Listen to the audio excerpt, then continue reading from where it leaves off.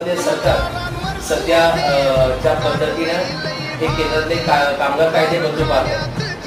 आणि थोडक्यात सांगायचं झालं तर कामगारांचा हा मुळावर घातलेला भाव असेल तर या संघटनात्मक कामं तुम्ही करत असताना याकडे तुम्ही कसं बघाल की येत्या काळामध्ये संघटना आणि कामगार कायदे असतील तर करण्यासाठी खरं तर हे केंद्र सरकारने कायदे बदलले महाराष्ट्रात अंमलात आला जेव्हा माणसाकडे प्रस्ताव त्यावेळेला महाविकास आघाडी सरकार तर महाविकास आघाडीने ते काय ते फ्रीजिंग बॉक्समध्ये टाकून ठेवले. आता निवडणूक झालेली आहे, काय होईल सांगतो.